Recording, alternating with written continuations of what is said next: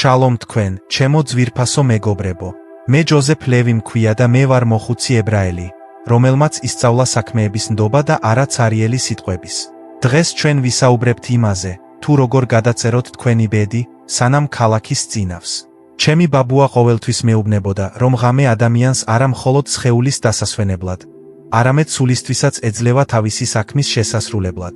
მან გადმომცა ცოდნა, თუ როგორ სულ რაღაც 30 ღამეში შეგიძლიათ მთლიანად შეცვალოთ ის, რაც თქვენს თავში ხდება. ეს არ არის მშრალი სამეცნიერო ხრიკები, არამედ ჩვენი ხალხის ცოცხალი სიბრძნე იმის შესახებ, თუ როგორ მოაშოროთ შიში გონებიდან და დარგოთ იქ ძალა, თითქოს ძველი ქოხის ნაცვლად ააშენოთ ახალი, ძლიერი სახლი. და ყურადღებით მოусმინეთ მოხუც იოსებს, არ წახვიდეთ ბოლომდე. ყველაზე მნიშვნელოვანი, ყველაზე ღრმა აზრი, ის, რაც ამ ცვლილებების მთელ ტაძარს ამაგრებს, ფინალისთვის შევინახე. ეს არის ის საიდუმლო, რომლის გარეშეც თქვენი ყველა სხვა ძალისხმევა შეიძლება მტვრად იქცეს. ასე რომ, დარჩით ბოლომდე, რომ იპოვოთ ეს გასაღები. პირველი წესი, სულის გაწმენდა, ისევე როგორც სხეულის გაწმენდა. ყურადღებით მომისმინეთ. ყველამ ვიცით, რომ ჯამის წინ ხელები უნდა დაიბანოთ, რომ სხეული არ დაავადდეს. მაგრამ რატომღაც არავინ გვასწავლის ძილის წინ სულის დაბანას, რომ ჩვენი ცხოვრება არ დაავადდეს. ყოველდღე დადიხართ სამყაროში და ჭუჭყს გროვავთ საკუთარ თავზე. არა ისეთი მტვერი, როგორსაც ფეხსაცმელზე ხედავთ. ეს არის უცხო ადამიანების მძიმე მზერა, უფროსის უხეში სიტყვები, ახალი ამბების შიში, შური ან სხვისი რისხვა. ეს ყველაფერი ისე გეკვრებათ, როგორც ტანსაცმელს ნადები. თუ საღამოს არ ჩამოიბანთ, ამ ჭუჭყს საწოლში მიიტანთ. ამით გძინავთ, მისი თივსებით და დილით უკვე დაღლილი იღვიძებთ. თითქოს მთელი ღამე ქვების სტომრების გადმოტვირთვაში გაატარეთ. ეს უხილავი წონა სიხარულს გიბლოკავთ. შესაძლებლობების დანახვას გიშლით ხელს და სახეს დროზე სწრაფად აბერებთ. აქ პრაქტიკა ძალიან მარტივია, მაგრამ მისი ძალა უზარმაზარია. საღამოს, როდესაც შხაპის ქვეშ შეხვალთ, ნუ გააკეთებთ ამას ავტომატურ რეჟიმში და ხვალინდელ პრობლემებზე არ იფიქროთ. გააკეთეთ ეს შეგნებულად. დახუჭეთ თვალები და წარმოიდგინეთ, რომ ზემოდან მომდინარე წყალი არა მხოლოდ ოფლს, არამედ ყველაფერს ჩამორეცხავს, რაც დღის განმავლობაში დაგრჩათ. წარმოიდგინეთ, როგორ მოედინება ბნელი, მძიმე ენერგია თქვენი მხრებიდან, თავიდან, ზურგზე ჩამოცურდება და კანალიზაციაში ჩადის, სამუდამოდ ქრება მიწაში. ფიზიკურად უნდა იგრძნოთ, როგორ მსუბუქდება თქვენი კანი, როგორ იწყებს სუნთქვას და როგორ იწმინდება თქვენი ფიქრები. დატოვეთ აბაზანა ახალი, სუფთა ადამიანივით, ტოვებთ ამ დღის წარსულს. ჩემი ბაბუა ბრძენი კაცი იყო, თუმცა მას არ ჰქონდა ძვირადღირებული დიპლომები. ის ხალხთან მუშაობდა და საღამოსთვის ხშირად ბრუნდებოდა სახლში ქარიშხლის ღრუბლებზე ბნელი, მოხრილი სხვა ადამიანების პრობლემებისა და საუბრების სიმძიმის ქვეშ. მაგრამ მას რკინის კანონი ჰქონდა. ის არასდროს ჯდებოდა ვახშამზე და არ გვეხუტებოდა, სანამ არ დაიბანდა. მას შეეძლო დიდხანს გატარებულიყო აბაზანაში, მაგრამ გამოდიოდა სწორი ზურგით და კეთილი ღიმილით. თითქოს საერთოდ არ ჰქონია მძიმე დღე. ერთხელ, როცა ბიჭი ვიყავი, ვკითხე, ბაბუა, რატომ იბან ამდენ ხანს? მან თავისი კაშკაშა თვალებით შემომხედა და მითხრა, ჯოზეფ, გახსოვდეს, რომ ბაზარი ბაზარში უნდა დარჩეს. ქუჩის ჭუჭყს სახლში და გულში ვერ შემოიტან. ცხალი დიდი ნიჭია. მან იცის, როგორ წაიღოს ის, რასაც სიტყვებით ვერ გადმოსცემ. მას შემდეგ ვიცი, რომ სუფთა წყალი სევდას ნებისმიერ წამალზე უკეთ აშორებს. მეორე საიდუმლო საკუთარ პატარა მესთან საუბარია. ბევრი თქვენგანი იმ განცდით ცხოვრობს, რომ სხვის ადგილს იკავებ. სამსახურში მიდიხარ, კოსტიუმებს იცვამ, წვერები ან ნაოჯები გაქვს, მაგრამ შიგნით, გულმკერდის სიღრმეში, შეშინებული ბავშვი ზის, რომელიც დარწმუნებულია, რომ არაფერს იმსახურებს. ეს საშინელი გრძნობაა, რომელიც ცხოვრებას ყველაზე მწარე შხამზე მეტად წამლავს. ფიქრობ, თმედით ფულს არ ვიმსახურებ.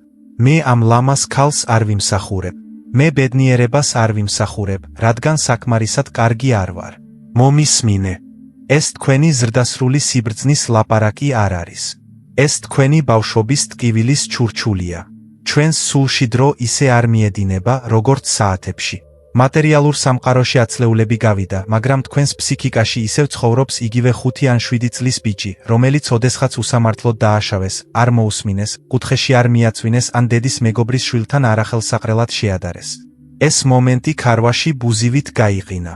და ეს ბავშვი იმ მომენტში ისევ იქ არის, ტირის და ფიქრობს, რომ რაღაც არ სჭირს. როდესაც თქვენ ზრდასრულ ადამიანს გეშინიათ ხელფასის მომატების მოთხოვნის ან ამპარტავან ადამიანზე უარის თქმის, თქვენ არ გეშინიათ. ეს თქვენში მყოფი პატარაა, რომელსაც ეშინია. ის ფიქრობს, რომ თუ საკუთარ თავს დაიცავს, ისევ დაისჯება ან უარყოფენ. მან სასტიკი გაკვეთილი ისწავლა. სიყვარული უნდა დაიმსახურო.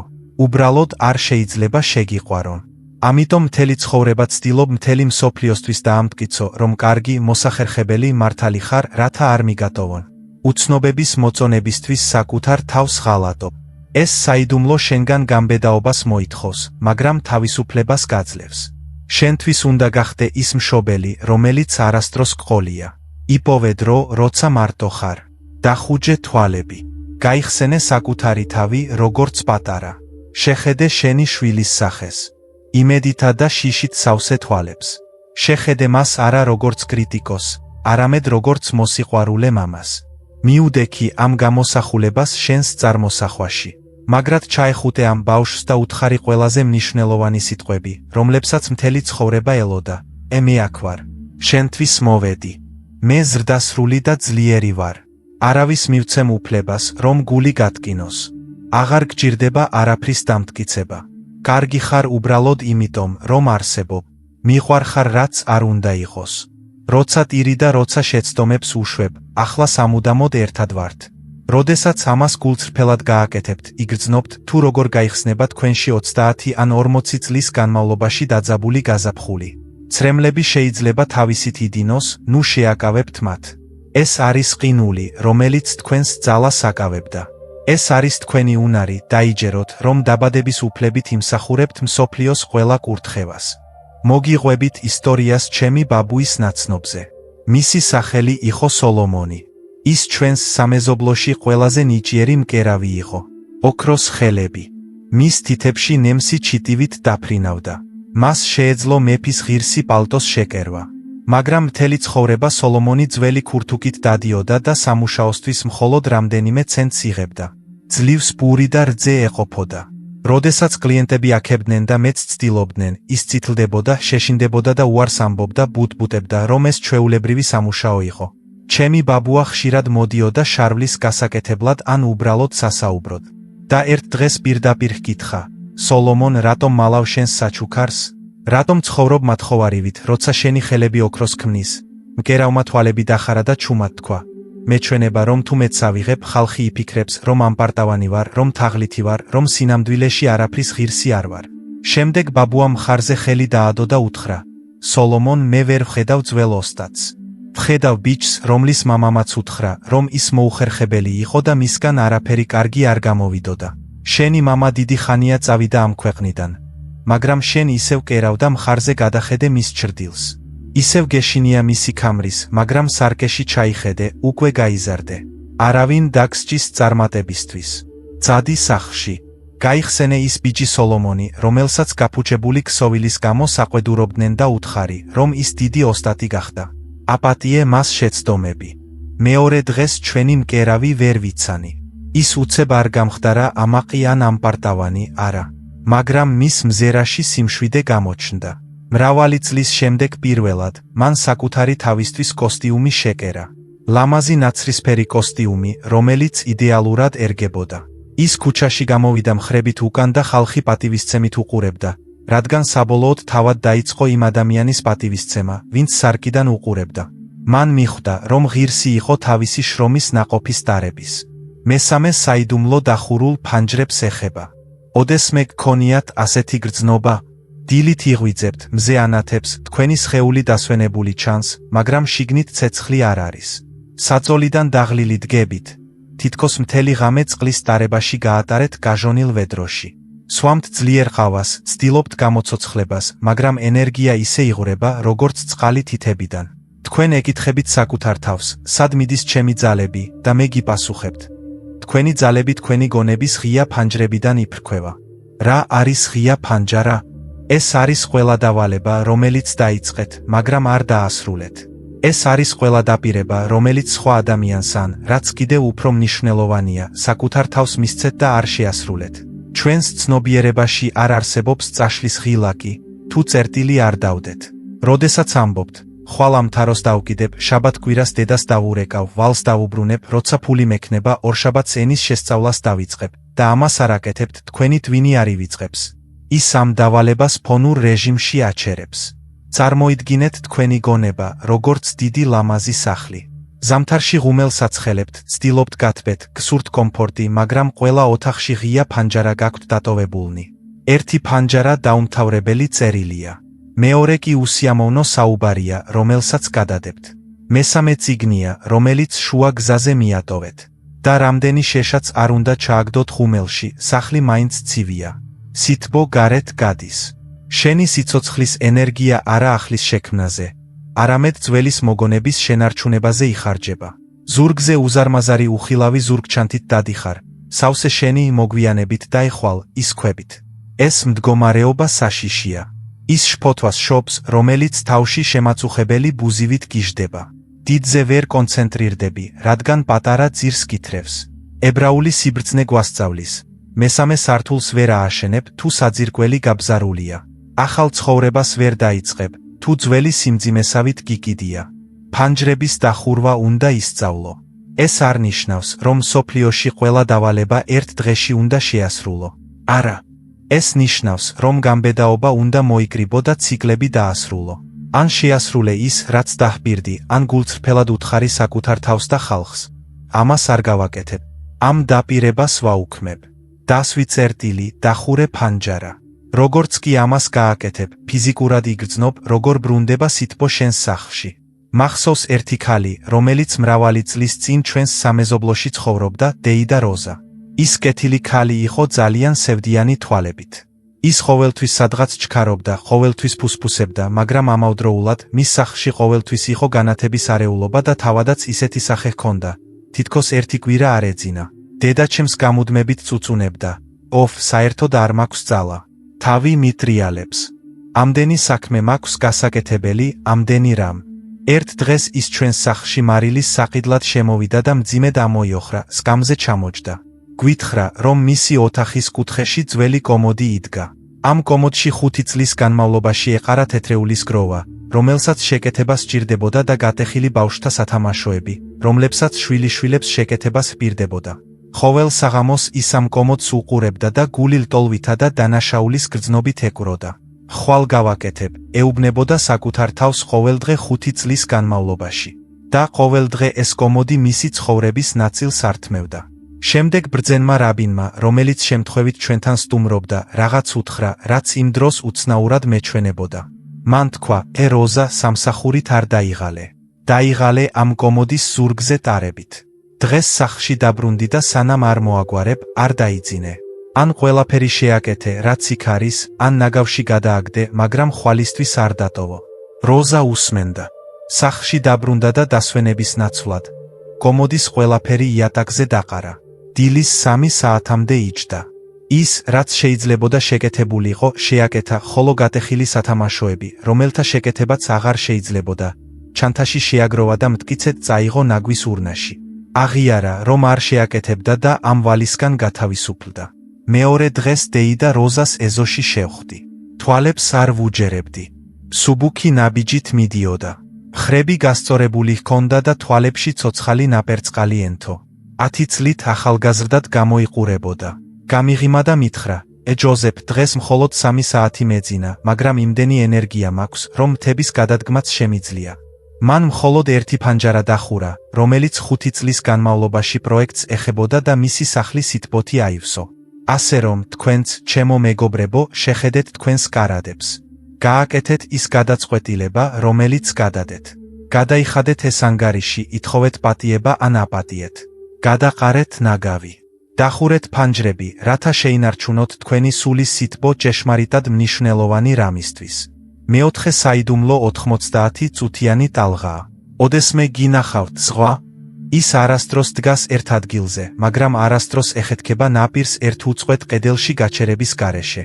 ტალღა უზარმაზარი ძალით შემოდის, ურთხამს, ქაფდება და შემდეგ უკან იხევს სიღრმეში, რათა მოიკრიბოს ახალი ძალა შემდეგის როლისთვის. ეს არის მარადიული რიტმი. დაძაბულობა და მოდუნება, მაღალი მოქცევა და დაბალი მოქცევა, ჩასუნთქვა და ამოსუნთქვა. მთელი ბუნება ამ კანონით ცხოვრობს. თქვენი გული, ეს დაუღალავი ძრავა, ასევე მუშაობს. ცემა და პაუზა, ცემა და პაუზა. თუ გული გადაწყვეტს შეკუმშვას დასვენების გარეშე თუნდაც 5 წუთის განმავლობაში, ის უბრალოდ გასკდება. მაგრამ ჩვენ, თანამედროვე ადამიანებს, წარმოგვიდგენია, რომ ბუნებაზე უფრო ჭკვიანები ვართ. ჩვენ გადავწყვიტეთ, რომ ცოცხალი არსებები კი არა, რკინის მანქანები ვართ, რომლებსაც შეუძლიათ შეუჩერებლად მუშაობა გათენებიდან დაღამებამდე. ჩვენ ვსხედვართ ჩვენს მაგიდებთან, ვიმალებით ეკრანებს და ვცდილობთ, საათობით გამოვიტანოთ შედეგები. როდესაც გრძნობთ, რომ თვალები ერთმანეთში გვეკვრება და აზრები გვერევა, შავ ყავას ისე ვასხამთ, როგორც ბენზინს აუზში.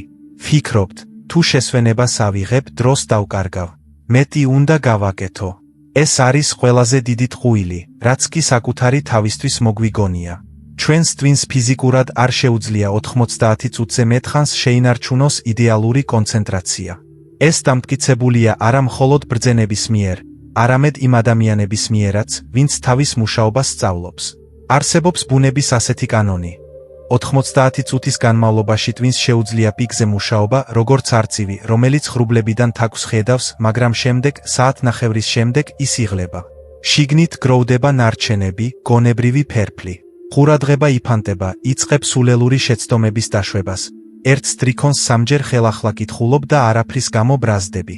თუ ამ მომენტში გააგრძელებთ მუშაობას, ესე იგი, თქვენ არ მუშაობთ, უბრალოდ არღვევთ თქვენს ორგანიზმს. ხვალინდელი დღის ენერგიას უზარმაზარი საპროცენტო განაკვეთებით ისესხებთ. და სამუშაოს 1 საათში შესრულების ნაცვლად.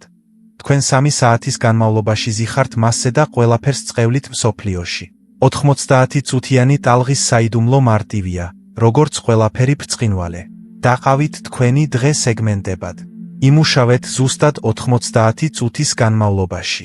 ამ დროის განმავლობაში არაფერმა არ გადაიტანოს ყურადღება. გამორთეთ ტელეფონი, დახურეთ კარი, ჩაეფლეთ საქმეში თავდაჯერებულად. იყავით ნაკადში. მაგრამ როგორც კი დრო ამოიწურება, გაჩერდით. მიატოვეთ ყველაფერი, თუნდაც წინადადების შუაში იყოთ. შემდეგი 20 წუთი წმინდა აღდგენის დროა. მაგრამ მომისმინეთ, ეს არ ნიშნავს კომპიუტერის ეკრანიდან ტელეფონის ეკრანზე გადასვლას და სხვა ადამიანების ფოტოების დათვალიერებას. ეს დასვენება არ არის, ეს ახალი დატვირთვაა. დასვენება ნიშნავს სრულ გადასვლას. ადექი იარე, წყალი დალიე, ფანჯრიდან ცას გახედე, ღრმად ისუნთქე, თვალები დახუჭე. twins ეს ფერფლი ჩამორეცხე და შემდეგ კი სამსახურში კიტრივით ახალი დაბრუნდები და მომდევნო საათში იმას გააკეთებ, რაც დაღლილ ადამიანს მთელი დღე დასჭირდებოდა. მომიყევი ისტორია მოხუც საათების ოსტატ მენდელზე, რომელსაც მთელი ქალაქი იცნობდა. ხალხი მას ყველაზე ძვირადღირებულ საათებს, მექანიზმებს მოჰქონდა, რომლებიც ძალიან ღირდა. მენდელი თვალში გამადიდებელი შუშით და თმაზე თხელი პინცეტით მუშაობდა. ნებისმიერ არასწორ მოძრაობას შეეძლო მექანიზმის გაფუჭება. მენდელს ახალგაზრდა შეგირდი, იაკობი ჰყავდა. ცუდი თავხედი, ამბიციური ბიჭი. მას სურდა მთელი მსოფლიოს ფულის შოვნა და მოხუცისთვის იმის დამტკიცება, რომ უფრო სწრაფი და უკეთესი იყო. იაკობი დილით ადრე მოდიოდა სახელოსნოში, მაგიდასთან იჯდა და გვიან საღამომდე არ დგებოდა. სამსახურიდან შესვენების გარეშე სადილსაც კი მიირთმევდა. ერთი ხელით სენდვიჩს ღეჭავდა, მეორეთი კი ხრახნიანს ეჭირა. მენდელს დასცინოდა, რადგან მოხუცი ყოველ საათ ნახევარში ხელსაწყოებს დებდა. წინსაფარს იხსნიდა და ვერანდაზე გადიოდა. მენდელი უბრალოდ ქუჩაში იდგა, გამლელებს აკვირდებოდა, ჩიტებს აჯმევდა ან ჩაის ნელასვამდა, სიამოვნებით, თითქოს მარადისობა ჰქონდა რეზერვში. თე მოხუცო, დროს კარგავ, დაუყვირა მას იაკობმა. სანამ ყვავებს ითვლი, მე უკვე ორ მექანიზმს გავასწორებ. მალე გაგისწრებ. მენდელი მხოლოდ ნაცრისფერ ულვაშებში იღიმოდა და არაფერი უთქვამს. მაგრამ შუადღის 3 საათისთვის იაკობს რაღაც დაემართა. ზურგი გაუშეშდა, თვალები აუწითლდა და ხელები ოდნავ კანკალებდა. გაბრაზდა, იატაკზე ხრახნები დააგდო, მაგიდის ქვეშ შეძვრა და იწყევლა. საღამოსთვის ლიმონივით იყო გამოწურული. მთელ სამყაროზე გაბრაზებული და ხშირად აფუჭებდა დილით შეკეთებულს. ერთ დღეს მათ ორი ერთნაირი შეკვეთა მოუტანეს, ურთულესი საზღვაო ქრონომეტრები. იაკობმა თავისი აიღო და გიჟივით დაიწყო მუშაობა. მენდელი საკუთარი რიტმით მუშაობდა. 90 წუთი მუშაობა, 20 წუთი დასვენება. სადილისთვის იაკობმა თითქმის დაასრულა, მაგრამ დაღლილობისა და აჩქარებისგან ხელი აუკანკალდა, ხრახნიანი სრიალა და ციფერბლატი გაკაცრა. ეს კატასტროფა იყო. მთელი მისი სამუშაო წყალში ჩავარდა. მას ზარალის ანაზღაურება საკუთარი ჯიბიდან მოუწია. მენდელმა სამუშაო საღამოსთვის მშვიდად, უპრობლემოდ დაასრულა. მისი ქრონომეტრი იდეალურად ტიკტიკებდა, როგორც ჯანმრთელი ადამიანის გული. როდესაც იაკობმა, რომელიც თითქმის ტიროდა უკმაყოფილებისგან, ჰკითხა, როგორ ახერხებ ამას? მე შენზე მეტს მუშაობდი. მე სკამიდან არ ამდგარვარ, მენდელმა უპასუხა მას სიბრძნით, რომლის გადმოცემაც მინდა შენთვის. მან თქვა, შვილო გონია, რომ ტყის მჯრელი, რომელიც თხეს შეუჩერებლად ჩეხავს, მეც ჩეხავს? არა, ის, ვინც ნაჯახის გასასწორებლად ჩერდება, მეც ჩეხავს. შენი 20 წუთიანი დასვენება ის დროა, როდესაც შენი გონების ნაჯახს ლესავ. ბლაგვი ნაჯახით ბევრს არ ჩეხავ, უბრალოდ დაიღლები და შეშას გატეხ. პატივი ეცი რიტმს, რომელიც ხოვლისშემძლე მოგცა და არა მხოლოდ მდიდარი, არამედ საკმარისად ჯანმრთელი იქნები, რომ ამ სიმდიდრით დატკბე. ასე რომ, ჩემო მეგობრებო, ნუ იქნებით იაკობის მსგავსი, იყავით მენდელის მსგავსი. იცხოვრე ტალღებში და არასდროს დაიხრჩობი ამოცანების ზღვაში. მეხუთე საიდუმლო არის 44 დღეს. ყველას გვიყვარს დაწყება. დასაწყისი ზეიმია. ორშაბათს დილით იღვიძებ მწველი თვალებით. თქვენ ეუბნებით საკუთარ თავს. ესე იგი დღეიდან ვცვლი ჩემს ცხოვრებას. ვივარჯიშებ, ვისწავლი ენებს. ვიქნები კეთილი და მშვიდი. პირველი 3 დღე სიახლის ფრთებზე დაფრინავთ. ეს თქვენთვის ადვილია, საინტერესოა, ამაყობთ საკუთარი თავით. ფიქრობთ, რა მარტივია ეს. რატომ არ დავიწყე უფრო ადრე, მაგრამ შემდეგ მოდის მეოთხე დღე. ეს არის ზუსტად ის მომენტი, როდესაც ზეიმი მთავრდება და იწყება ყოველდღიური ცხოვრება. სიახლე ქრება. დოფამინი, ეს სიხარულის ნივთიერება თავში, მდინარესავით შეწყვიტა დინება. და უცებ ის, რაც გუშინ მარტივ თავგადასავალად ჩანდა, მძიმე ნაცრისფერ ვალდებულებად იქცევა. თქვენი ტვინი, ეს ცბიერი ზარმაცი არსება ხვდება, ჰეი, უფროსი არ თამაშობს. მან სერიოზულად გადაწყვიტა, რომ ეს ყოველდღე გაეკეთებინა. ეს ენერგიის ფუჩად კარგვაა, ეს საშიშია. სასწრაფოდ უნდა დავაბრუნოთ ყველაფერი ისე, როგორც იყო. და თქვენ ორმოში ვარდებით. ამ დღეს შენი შინაგანი ხმა ყველაზე სასიამოვნო გამართლებებს იწყებს. დღეს ძალიან დაღლილი ხარ. მოდი, ერთხელ მაინც გამოვდოვოთ. თავი გტკივა. შეხედე, ცუდი ამინდია. იქნებ ეს სულაც არ არის შენთვის? ჯობია შემდეგი თვიდან დაიწყო. თქვენ არა მხოლოდ სიზარმაცეს, არამედ თითქმის ფიზიკურ წინააღმდეგობას გრძნობთ. თითქოს ჰაერი ჟელესავით გასქელდა. 199 ადამიანი სწორედ ამ ორმოში ნებდება, მეოთხე და მეათე დღეს შორის. ისინი ფიქრობენ, თუ ასე მიჯირს, ეს ნიშნავს, რომ არასწორი გზით მივდივარ, ეს ნიშნავს, რომ ნებისყოფა არ მაქვს. სისულელეა. ეს სისუსტე არ არის, ეს ბიოლოგიაა. თქვენი ძველი ტვინი გადარჩენისთვის იბრძვის. ის იცავს ძველ ჩვევებს, რადგან ისინი გასაგები და უსაფრთხოა, მაშინაც კი, თუ ისინი ჭაობში მიგიყვანთ. საიდუმლო იმაშია, რომ იცოდეთ, ორმო მოვა. ეს გარდაუვალია, როგორც მზის ჩასვლა. ნუ შეგეშინდებათ. ნუ იფიქრებთ, რომ რაღაც გჭირთ. როდესაც მეოთხე დღე დადგება და ყველაფრის მიტოვება მოგინდებათ, უთხარით საკუთარ თავს. აჰა, აქ ხარ. მე გელოდებოდი. შენ გამოცდა ხარ. შენ ხარ მცველი, რომელიც იცავს ახალი ცხოვრების შესასვლელს. თამოცმებ, რამდენად სერიოზულია ჩემი განზრახვები. და უბრალოდ ფეხები ამოძრავე. გააკეთე ეს არ მინდა სმეშვეობით. გააკეთე ეს ცუდად მრუდ ღიმილის გარეშე, მაგრამ გააკეთე, რადგან თუ ამ ორმოს გაივლი, წინ გზა აღმართზე წავა. 21 დღის შემდეგ, ეს ჩვევა შენს მეორე ბუნებად იქცევა და უფრო რთული იქნება ამის არ გაკეთება, ვიდრე თავად გაკეთება. მინდა მოგიყვეთ სასწავლო ისტორია მეზობლის შესახებ, რომელიც მრავალი წლის წინ ჩვენს ოჯახთან ახლოს ცხოვრობდა. მისი სახელი იყო მოიშე. ის ძლიერი კაცი იყო, მჩედელი, რომლის ხელებიც ჩაქუჩებივით იყო. ერთ დღეს მოიშეს ვიოლინოზე დაკვრის სწავლის იდეა გაუჩნდა. წარმოიდგინეთ, უზარმაზარი მჩედელი და პატარა ნაზი ვიოლინო. ყველა იცინოდა, მაგრამ მოიშე მტკიცედ იყო გადაწყვეტილი. მან იღიდა ინსტრუმენტი, დაიქირავა მასწავლებელი და თქვა, ემე დავუკრავ, რომ ანგელოზებმა იტირონ. პირველი 3 დღე დილიდან საღამომდე მშვილდით ხერხავდა. არაფერი გამოუვიდა, ხმები საშინელი იყო, მაგრამ ბედნიერებისგან ანათებდა. მან ბაბუას უთხრა, ემისმინე, მე მუსიკოსი ვარ. ეს ჩემი გატაცებაა. თავს ამაღლებულად გრძნობდა. მაგრამ მეოთხე დღეს მუსიკა აღარ გაგვიგია და მეხუთე დღესაც. ბაბუაჩემმა, რომელიც თავის სამჭედლოსთან გაივლიდა, დაინახა, რომ მოიშე პირქუში იჯდა. ვიოლინო კი მტვრიან კუთხეში იდო, მიტოვებული. "թե რა მოხდა, მაესტრო?" იკითხა ბაბუამ. "թե რატომ არის შენი სული ჩუმი?" მოიშმა და მწარედ უპასუხა. "ეს ჩემთვის არ არის. თითები ძალიან გამიხშირდა. ყური არ მაქვს. სამსახურის შემდეგ დავიღალე და ყოველ შემთხვევაში ეს სულელური იდეაა. ვცადე, გამიჭირდა. ეს ნიშნავს, რომ ყოვლის შემძლეს არ სურს, რომ დავუკრა." შემდეგ ბაბუაჩემი მის გვერდით დაჯდა და უთხრა, რასაც გეუბნები. მან თქვა, "թե მოიშე, შენ მჭედელი ხარ. მითხარი, როცა ცივ რკინის ნაჭერს აიღებ და ღუმელში დებ, მაშინვე მორჩილი ხდება." "არა, გაუკვირდა მოიშე, თავიდან რთულია, ცეცხლს ეცინა აღმდეგება. թե დრო და ჩაქუჩის დარტყმების სჭირდება, რომ დარბილდეს, ხედავ." გაიღიმა ბაბუამ. "შენი ტვინი ახლა ის ცივი რკინაა.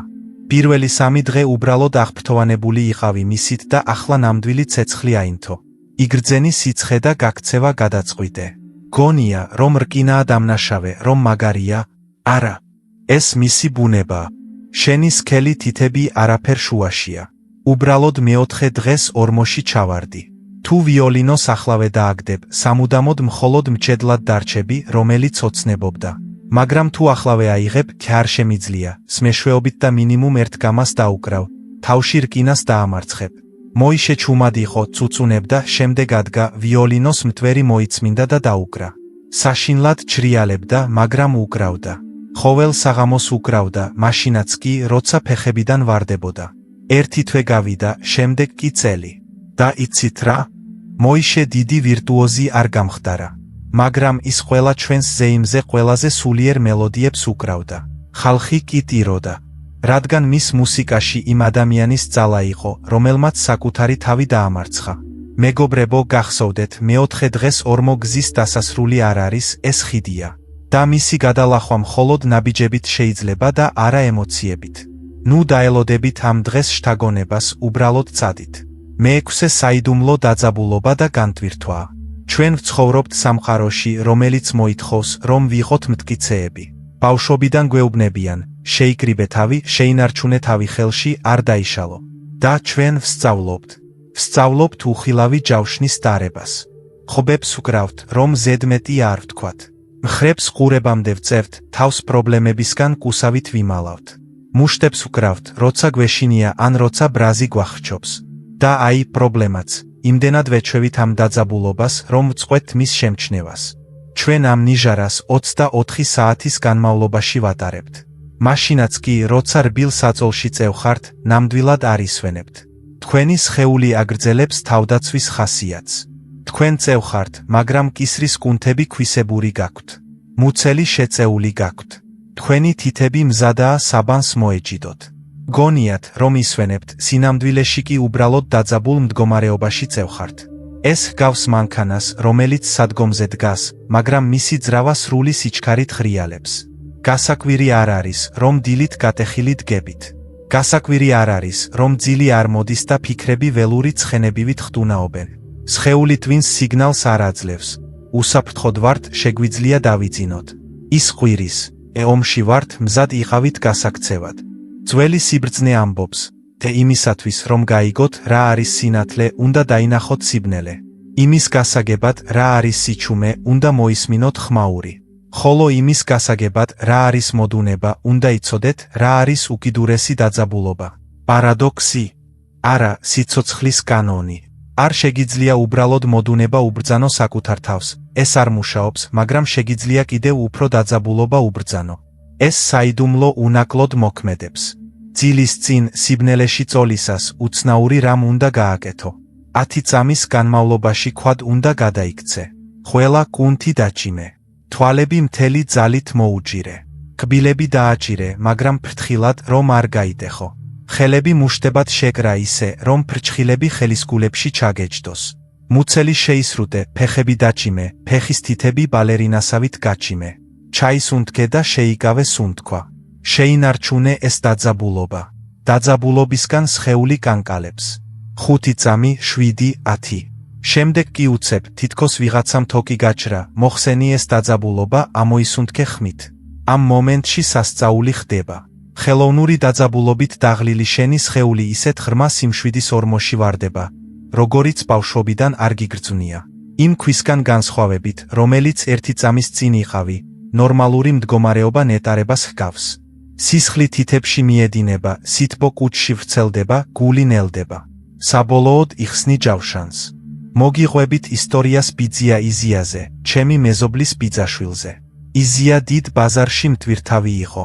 ის კაციმთა იყო ფართომხრებიანი ხელებით, როგორც ძველი მუხის ფესვები. მთელი ცხოვრება ფქვილის სტომრებს, თევზის ყუთებს და მწნილის კასრებს ატარებდა. ის თავისი ძალით ამაყობდა, მაგრამ იზიას პრობლემა ჰქონდა. მას სრულიად დაავიწყდა ძილი. ყოველღამე ეს გიგანტი საწოლზე ტრიალებდა, ზამბარებს ჯრიალებდა და ისე კვნესოდა, რომ კედლები ირყეოდა.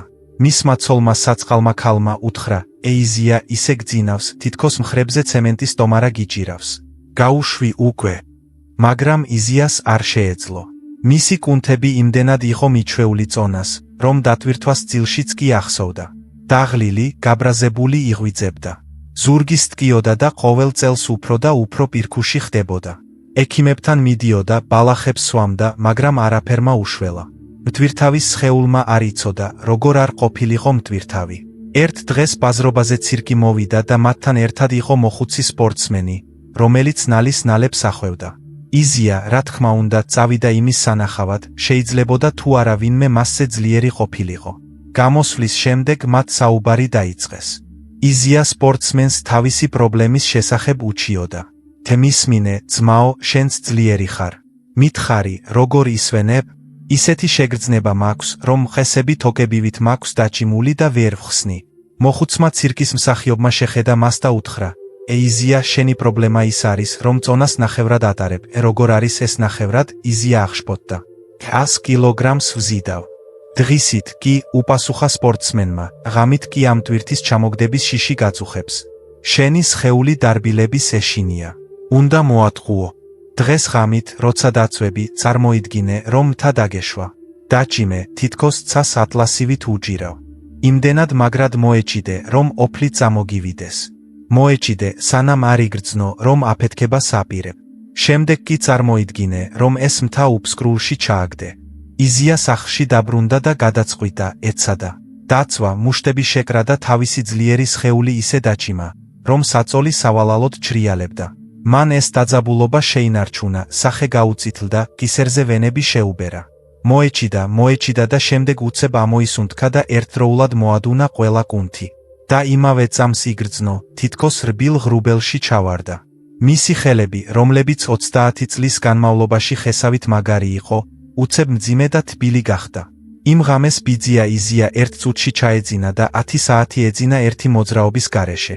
დილით ადგა და ცოლს უთხრა, სარა, დღეს ზურგს ვეღარ ვგრძნობ, ფრთებს ვგრძნობ. მას შემდეგ ამას ყოველ საღამოს აკეთებდა. მიხვდა, რომ გაშვების სწავლისთვის პირველ რიგში მაქსიმუმი უნდა აიღო. ჩემო მეგობრებო, ნუ შეგეშინდებათ დაძაბულობის, გამოიყენეთ იგი. შეკრიბეთ მთელი თქვენი შფოთვა, მთელი თქვენი შიში, მთელი თქვენი დაღლილობა ერთ მჭიდრო ბურთულად. მთელი ძალით მოუჭირეთ და გადააგდეთ. მიეცით თქვენს სხეულს უფლება იყოს რბილი, რადგან მხოლოდ რბილ მიწაზე იზრდება ყვავილები. ქვა ნაყოფს არ იძლევა. მეშვიდე საიდუმლო არის გულწრფელი სარკე. ახლა ვისაუბრებთ ყველაზე ტკბილ ტყუილზე, რომელსაც ყოველდღე დილიდან საღამომდე ეუბნებით საკუთარ თავს. ეს ტყუილი ასე ჟღერს, დრო არ მაქვს. ამას მაშინ ამბობ, როცა ოცნებას გადადებ. ამას მაშინ ამბობ, როცა სპორტდარბაზში არ დადიხარ. ამას მაშინ ამბობ, როცა ჭკვიან წიგნებს არ კითხულობ. ჯოზეფ, სიამოვნებით გავუმჯობესდებოდი, მაგრამ ძალიან დაკავებული ვარ. სამსახური, ბავშვები, საცობები, აურზაური. საღამოსთვის ფეხებიდან ვარდები. და თქვენ გჯერათ ამის. თქვენ გულწრფელად თვლით თავს იმ გარემოებების მსხვერპლად, რომელთა ბოროტმა ბედმა საათები წაგართვათ. მაგრამ ძველი ებრაული სიბრძნე ამბობს, ქურდი ყველაზე ხშირად თქვენივე სარკიდან გიყურებთ. თითოეულ ჩვენგანს, მეფიდან მათხოვრამდე, დღეში ზუსტად 24 საათი გვაქვს. არც ერთი წუთით მეტი, არც ერთი წუთით ნაკლები. რატომ ახერხებენ მას ზოგი იმპერიების აშენებას და 10 ბავშვის გაზრდას? ზოგი კი ჭურჭლის გარეცხვასაც კი ვერ ახერხებს. პატიოსანი სარკის საიდუმლო სასტიკია, მაგრამ ის სიბრმავეს კურნავს. ჩვენს დროში ჯიბეში პატარა ჯაშუშს ატარებთ, რომელმაც მთელი სიმართლე იცის თქვენ შესახებ. ეს თქვენი ტელეფონია. მასში არის ფუნქცია, რომელიც გიჩვენებთ, რამდენ დროს უთმობდით ეკრანს. გეშინიათ იქ ჩახედვის. ამ ნომერს თავს არიდებ, რადგან თუ გახსნი, რაღაც საშინელს დაინახავ, რომ გუშინსამი, შესაძლოა 5 საათიც კი გაატარე, უბრალოდ სხვის ფოტოებს ათვალიერებდი, სულელურ ამბებს კითხულობდი, კომენტარებში უცნობებთან კამათობდი ან სასაცილო კატებს უყურებდი. 5 საათი. ეს შენი სიფხიზლის დროის მესამედია. ეს ის დროა, რომლის განმავლობაშიც შეგეძლო ახალი ენის სწავლა, წიგნის ერთი თავის დაწერა, დღეში გასეირნება ან უბრალოდ საკმარისად დაძინება. დაკავებული არ ხარ, უბრალოდ გაჟონილი ხარ. შენი დრო ეკრანის შავ ხვრელში მიედინება, სანამ ჰიპნოზურ მდგომარეობაში ხარ. შენს სიცოცხლეს ყიდი ფერად სურათებში, რომლებსაც 1 წუთში დაივიწყებ. ეს საიდუმლო გამბედაობას მოითხოვს. დღესვე, ახლავე, აიღე ტელეფონი და სიმართლეს თვალებში შეხედე. დაინახე ეს რიცხვი. მიეცი საკუთარ თავს საშუალება შერცხვეს. მიეცი საკუთარ თავს საშუალება იგრძნო ტკივილი. ეს ტკივილი გაფხიზლებს. უთხარი საკუთარ თავს. მე დროის ნაკლებობის მსხვერპლი არ ვარ. მე კრიმინალი ვარ, რომელიც საკუთარ თავს დროს იპარავს. როგორც კი ამას აღიარებ, კონტროლს დაიბრუნებ. მიხვდები, რომ შენი ოცნების დრო ყოველთვის ჯიბეში გქონდა, უბრალოდ ნაგავში ხარჯავდი. მინდა მოგიყვე ამბავი ჩემი ძველი მეზობლის, გოლდას, ძმის შვილზე. ამ ახალგაზრდას ლევი ერქვა. ის სიმპათიური ბიჭი იყო ყულულებითა და მცველი თვალებით, რომელიც ოცნებობდა დიდ მწერლად გახდომაზე. რვეულით ხელში დადიოდა, მაგრამ მასში ფურცლები ყოველთვის цаრიელი რჩებოდა. ყოველჯერზე, როცა ეზოში ხვდებოდით, ლევი მიჩიოდა. ბიძია ჯოზეფ, ცხოვრება ასეთი უსამართლოა. დილიდან საღამომდე მამაჩემის მაღაზიაში ვმუშაობ, ყუთებს ვატარებ, საქონელს ვითვლი. სახლში მაშინ ვბრუნდები, როცა უკვე ბნელა. ერთი თავისუფალი წუთიც არ მაქვს ჩემი მოთხრობების დასაწერად. დრო რომ მქონდეს, უკვე დავწერდი რომანს, რომელიც ჩვენს ქალაქს ცნობილს გახდიდა. თავი დავუქნიე და შემეცოდა, სანამ ერთ დღეს დღისით სწორედ იმ მაღაზიაში არ შევჩერდი ახალი პურის საყიდლად. ლევის მამა იქ არ იყო და თავად ლევი დახლის უკან იჯდა, მაგრამ არც მუშაობდა და არც წერდა. სკამზე გაშხლართული იჯდა გაშეშებული და ფანჯარაში ნამცეცებზე ჩხუბის მომსწრე ბეღურებს უყურებდა. მის გვერდით გაზეთი ედო, რომელიც, როგორც ჩანს, თავიდან ბოლომდე 3-ჯერ ჰქონდა წაკითხული. მათ შორის ძველი ურიკების გაყიდვის რეკლამაც. გარებში 10 წუთი ვიდექი. ლევი ვერ მხედავდა, უბრალოდ დროს კლავდა. იქნებოდა მტკნარება, შემდეგ შესაფუთ ქაღალდზე წერდა, შემდეგ კი ვერანდაზე გავიდოდა, რომ გამლელ მოზარდებთან ენა მოეფხანა. შემდეგ მივუახლოვდი და გარიგება შევთავაზე. მე ვუთხარი, ლევ, ვიცი საიდუმლო, თუ როგორ გამონახო შენთვის დღეში 2 დამატებითი საათი, მაგრამ ერთი რამ უნდა გააკეთო. აი, პატარა რვეული შენთვის. ხვალ, გაღვიძებისთანავე, შენი ყოველი წუთი უნდა ჩაიწერო. არა მუშაობით, არამედ გულწრფელად. 30 წუთი ჩაიდავლიე, 40 წუთი ფანჯრიდან გავიხედე, 20 წუთი მეზობელ სამინძზე ვესაუბრე. თუ ამას გულწრფელად გააკეთებ, ფულს მოგცემ შენი პირველი წიგნის გამოსაცემად. ლევის თვალები აენთო. ეგონა, რომ ეს მარტივი ფული იყო. დაგიმტკიცებ, ჯოზეფ, რომ ხარივით მუშაობ, თქვა მან. ერთი კვირა გავიდა. ლევი ჩემს სახლში მოვიდა. თვალებში არ შემომხედა. ჩუმად და შერცხვენილი იყო. ჩუმად ეს რვეული წინ დამიდო. გავხსენი. იქ შავ-თეთრად, ლევის ხელით იყო ჩაწერილი მისი დამარცხება. სამშაბათი. წყლის მზიდავთან პოლიტიკაზე კამათი 1 საათი. 4 შაბათი. უაზროდ გადალაგება საქონელი ადგილიდან ადგილზე 40 წუთი. 5 შაბათი. ვიჯექი და ვოცნებობდი, როგორ გავმდიდრდებოდი საათნახევარი. როდესაც დავთვალეთ, აღმოჩნდა, რომ ყოველდღე ლევი თითქმის 4 საათს სიცარიელეში ატარებდა. 4 საათი. ეს მისი სამუშაო დღის ნახევარი იყო. ის დაკავებული არ იყო, ის არაორგანიზებული იყო. ლევი ტიროდა. მან თქვა, ჯოზეფ, მე ქურდი ვარ. მამაჩემი გავძარცვე იმით, რომ არ მუშაობდი და თავიც გავძარცვე იმით, რომ ერთი სტრიქონიც არ დავწერე. მეგონა, რომ დრო არ მქონდა, მაგრამ აღმოჩნდა, რომ სინდისი არ მქონდა საკუთარი თავის წინაშე. ამ გაკვეთილმა შეცვალა იგი. ლევმა ღრუბლებში ტივტივი შეწყვიტა და წუთი ოქროს მონეტასავით დააფასა. 1 საათით ადრე ადგომა და წერა დაიწყო, სანამ ქალაქი ეძინა. სახელოსნოში სწრაფად მუშაობდა. цаრიელი საუბრებით არ იყო გაფანტული და სადილისთვის უკვე თავისუფალი იყო შემოქმედებისთვის. 2 წლის შემდეგ მისი პირველი წიგნი ჩემს მაგიდაზე იდო. ჩემო მეგობრებო, თქვენი გულწრფელი სარკე ახლა თქვენს ხელშია. ნუ შეგეშინდებათ მასში ჩახედვის. იპოვეთ, სად ჟონავს თქვენი ცხოვრება და ამოავსეთ ეს ხვრელი.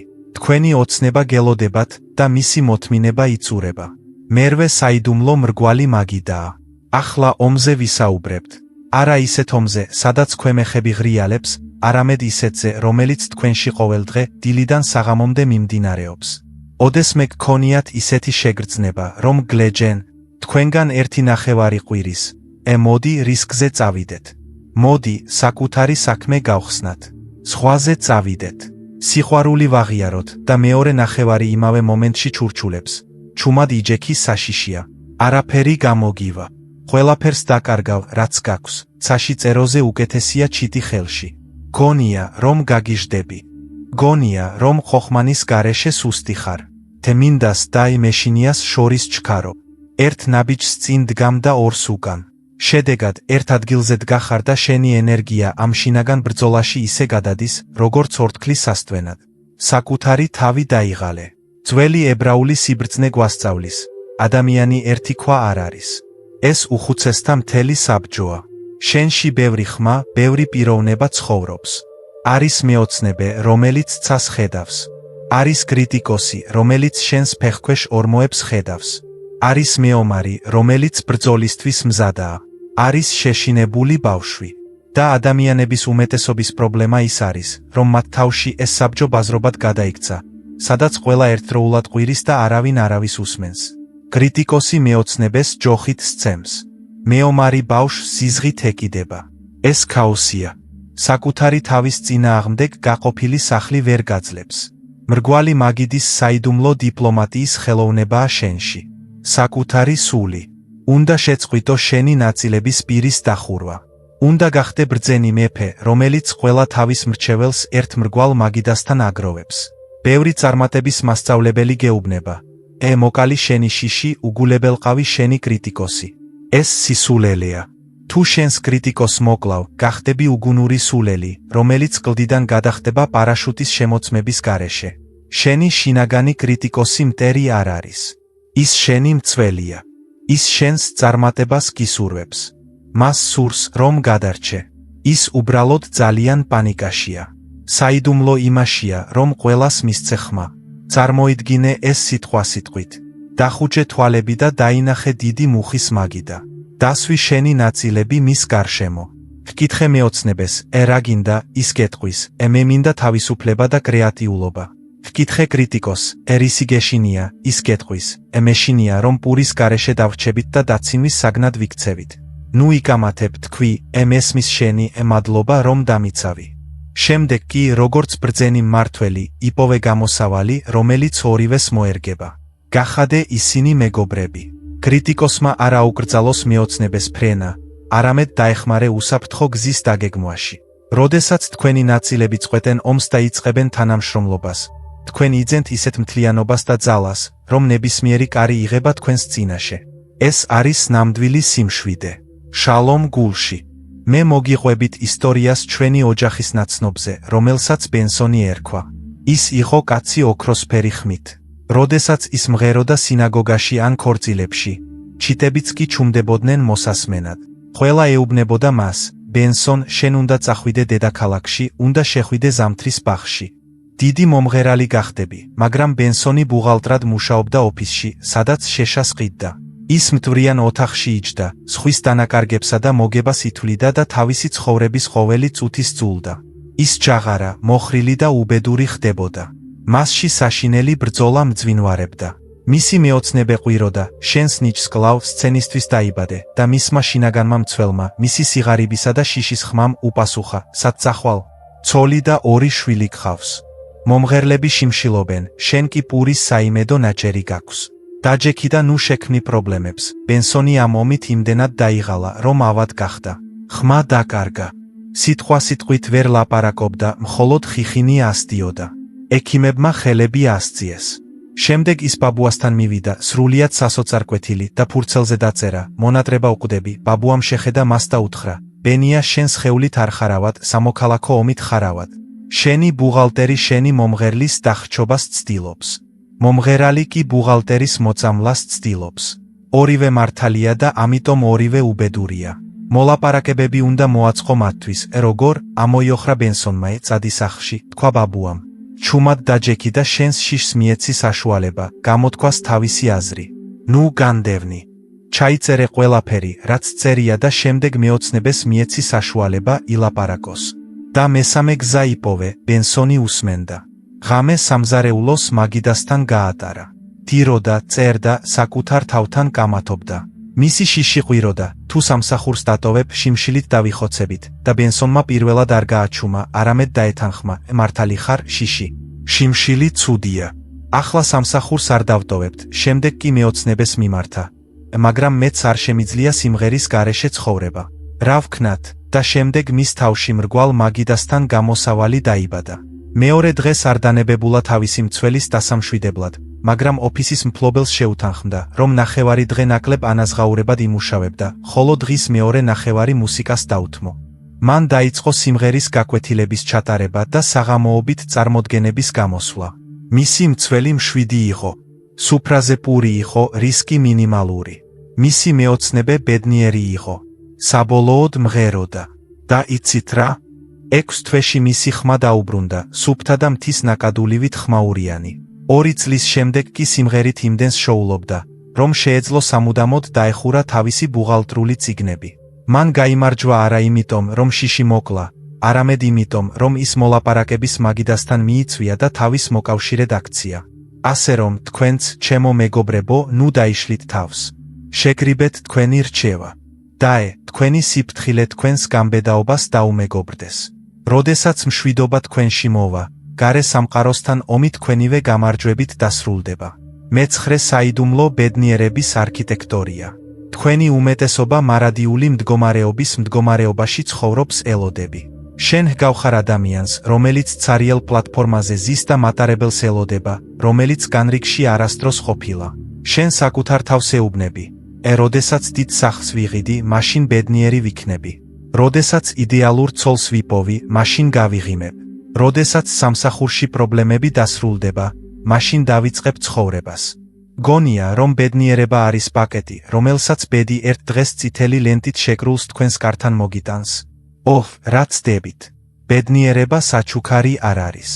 ბედნიერება უნარია. იგივე უნარი, რაც ვიოლინოზე დაკვრის ან პურის ცხობის უნარი. არავინ იბადება მუსიკის დაკვრის უნარით. ეს უნდა ისწავლო. მასშტაბის შემდეგ, დღითი დღე.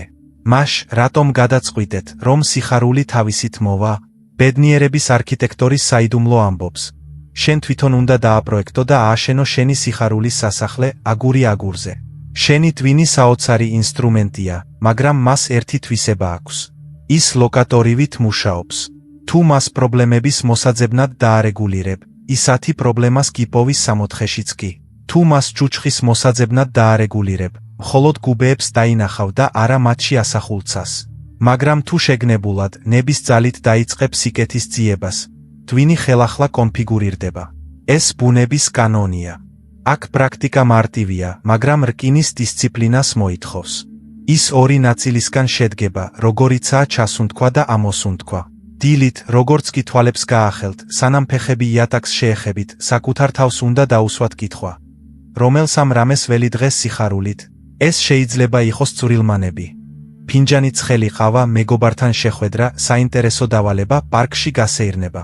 იპოვეთ ეს სამი შუქურა. ეს აიძულებს თქვენს ტვინს გაიღვიძოს მოლოდინით და არა შპოთვით.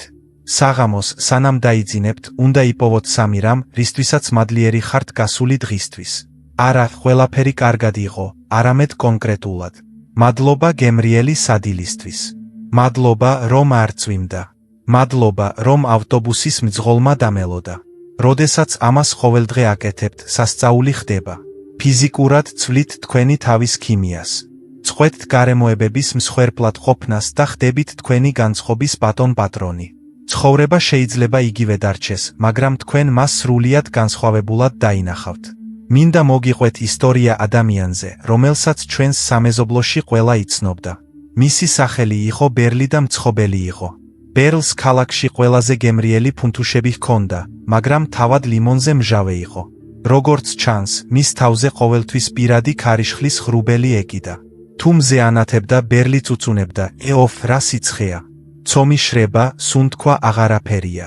თუ წვიმდა, ბერლი წუწუნებდა, ეოფ, რა ნესტია. პურისთვის არავინ მოვა, გავკოტრდები. თუ ბევრი მომხმარებელი იყო, ის წუწუნებდა, რომ დაღლილი იყო. თუ ცოტა, რომ არ აფასებდნენ. ხალხი მისგან პურს ყიდულობდა, რადგან გემრიელი იყო, მაგრამ ცდილობდნენ სწრაფად წასულიყვნენ, რათა მისი სევდა არ დაეჯირათ. ბერლი დარწმუნებული იყო, რომ ცხოვრება მის მიმართ უსამართლო იყო და ელოდა რაიმე განსაკუთრებულ დღეს, როდესაც ყველაფერი იდეალურად იქნებოდა და მაშინ საბოლოოდ გაიღიმებდა. ერთ დღეს მის საცხობში მოხუცი მუსიკის მასწავლებელი შემოვიდა. ბრძენი და მხიარული ადამიანი, მიუხედავად მისი მოკრძალებული შემოსავლისა. მან იღიდა ბაგელი, შეხედა პირქუშ ბერლს და უთხრა: ბერლ, ცომში შაქარს და ქიშმიშს აყრი, რომ ხალხს სიტკბო ჰქონდეს. რატომ დებ მხოლოდ მარილს და აბზინდას შენს ცხოვრებაში? ბერლი წუწუნებდა: რა უნდა გავიხარო? ზურგი მტკივა, ფქვილი გაძვირდა, ჩემი ცოლი წუწუნებს. როცა ლატარიაში ოქროს ტომარას მოვიგებ, მაშინ გავიხარებ, დაბნეული ხარ, გაიღიმა მასწავლებელმა, ჯერ სიხარული, შემდეგ ოქრო. ოქრო ბნელ სახლში არ მოდის. მოდი, ფსონი დავდოთ. ერთი თვის განმავლობაში მარტივ რამეს გააკეთებ. ხოველ დილით, სანამ ცომს ზელ, სიხარულის სამი მიზეზი იპოვე. ვანილის სუნი, ღუმელის სითბო, ფანჯარაში გათენება. საღამოს კი სალარო აპარატის დახურვით იპოვე სამი მომენტი, რისთვისაც მადლიერი ხარ. თუ ერთი თვის შემდეგ შენი ცხოვრება არ გაუმჯობესდება, ამ ხნის განმავლობაში ნაყიდი პურის ორმაგ ფასს გადაგიხდი. ბერლი ხარბი იყო, ამიტომ დათანხმდა. მარტივი ფული, გაიფიქრა მან. პირველ დღეებში ამას კბილების ხრჯენით აკეთებდა. მადლობა, რომ ღუმელი არ აფეთქდა, წუწუნებდა ის საღამოს. მაგრამ მასწავლებელი ყოველდღე მოდიოდა და ამოწმებდა. გავიდა ერთი კვირა, ერთი წამი და რაღაც შეიცვალა.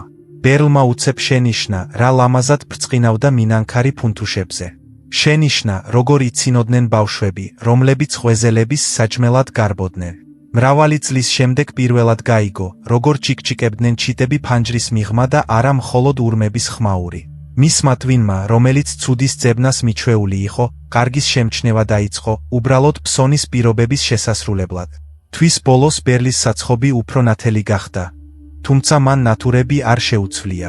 ხალხი მასთან სასაუბროდ ხოხმანობდა, რადგან მან წუწუნი შეწყვიტა და ხუმრობა დაიწყო. გაყიდვები გაიზარდა, რადგან უფრო სასიამოვნოა მხიარულ მცხოველთან წასვლა, ვიდრე პირქუშთან. როდესაც მასწავლებელი ორმაგი ფასის გადასახდელად მოვიდა, ბერლმა უარი თქვა ზედმეტის აღებაზე. მან მის წინ ყველაზე დიდი და ლამაზი ღვეზელი დადო და უთხრა: შეინარჩუნეთ თქვენი მონეტები, მასწავლებელო. მართალი იყავით.